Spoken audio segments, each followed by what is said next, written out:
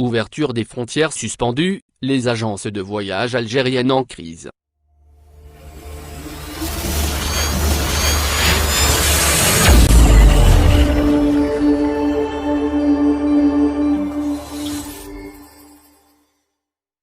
Algérie.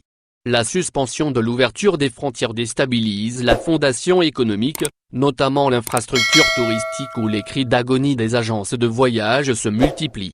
L'aspect persistant de la pandémie en Algérie annonce une déchéance économique des plus ardues, surtout dans le secteur touristique. En effet, suite à la suspension de l'ouverture des frontières, les agences de voyage vivent une impasse sans précédent, et sont confrontées à un dilemme existentiel. Effectivement, l'inactivité du corps aérien a engendré des dommages collatéraux à l'industrie touristique. Les agences de voyage coulent sous les dommages de la faillite, suite à la fermeture des frontières, une décision qui a fragilisé leur immunité dépendante de toute une chaîne de segmentation.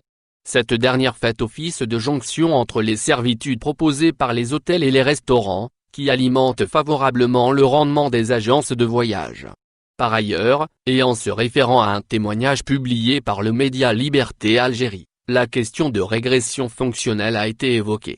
Le concerné étant propriétaire d'une agence de voyage à Oran, explique que la crise sanitaire n'a fait qu'accentuer l'inactivité touristique, souffrante depuis le déclenchement du mouvement d'Irak, ainsi que l'élection présidentielle. Il poursuit en indiquant que l'alarme a été sonnée, une fois le trafic aérien fut suspendu d'abord avec la Chine, puis avec toute autre destination à trait touristique, d'affaires ou encore religieux. Maintien de la fermeture des frontières, les agences de voyage croulent sous l'endettement.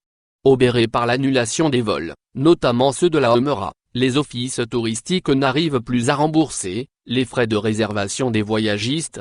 Malgré l'accord établi entre les touristes et les complexes hôteliers, l'option de remboursement en liquidité est exclue, a confié le gérant susmentionné. En sus, le même interlocuteur a stipulé que leur coordinateur de l'étranger envisage une restitution monétaire, une fois la machine d'activité relancée. Une posture désavantageuse pour les agences de voyage auprès de leurs prospects qui réclament un remboursement en période d'inefficacité.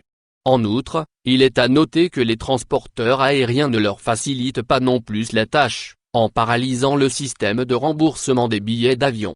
À cet effet, le syndicat national des agences de voyage, SNAV, a sollicité les autorités supérieures, afin d'établir une stratégie pour secourir ce secteur de voyage qui s'effondre sous la pression de déconfiture.